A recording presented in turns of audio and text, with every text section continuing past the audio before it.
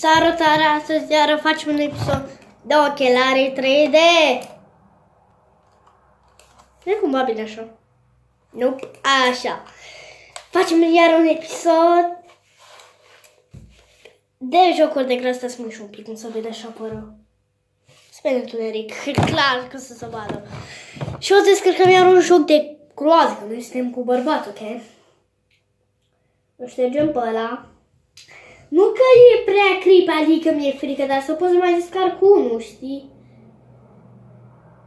Am o groază, dar nu prea îmi plac astea. Așa. Nu găseam să descarc jocuri. N-a stat până era sfârșit, știi de ce? Pentru că s-a oprit înainte, nu știu de ce. Oh my god.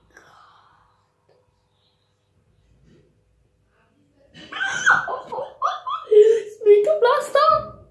Nu, nu vreau. E prea creepy. E prea creepy aia.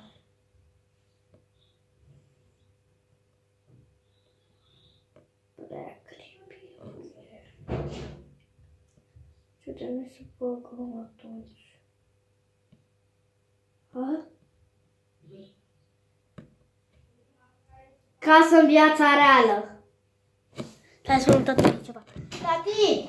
M-am uitat la un joc de groază, frate. Prea creepy. Mamă, ce cald e aici. M-am uitat la un joc de groază, tati. Uite, mi-am uitat că nu mai e voie. Mi-a spus mami că am voie să mă uit. Uite, uite. Nu mai te uita, ți-am spus. Lasă-mă că mama mă lasă.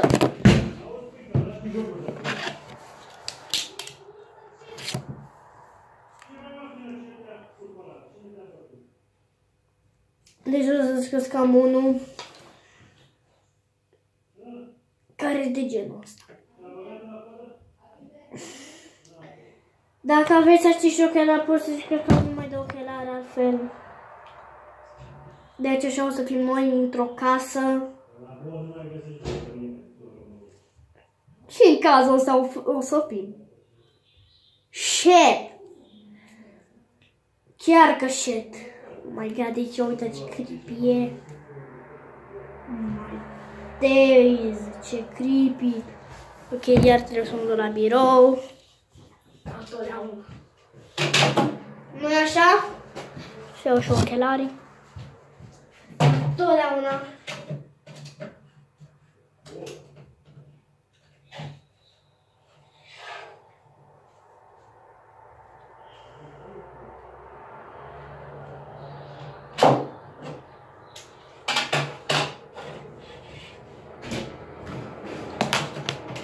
Lasă un pic așa geamul, că nu e aici de cald.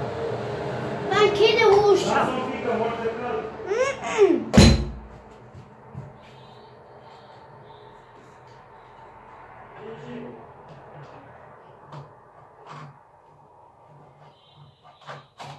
Oh my god, băieți.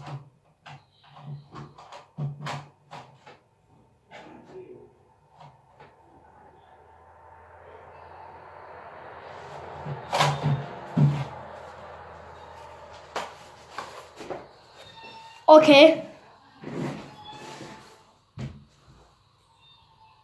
O, de ce fac asta?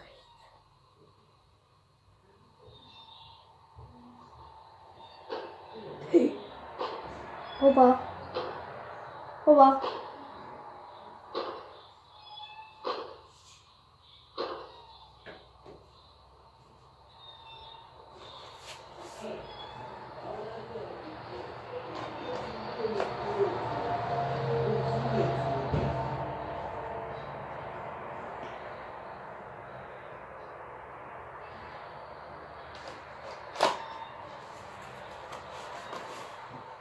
Ok.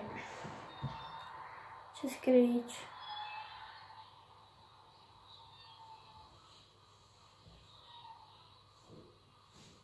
Tot normal până acum. Tot să auzit ceva scățit.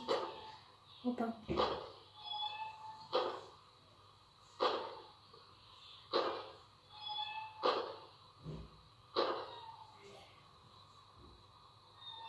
Nu este ceva acum.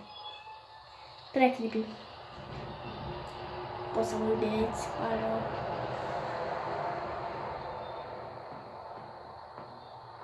Nu pot. Nu pot, îmi pare rău. Prea creepy jocurile astea.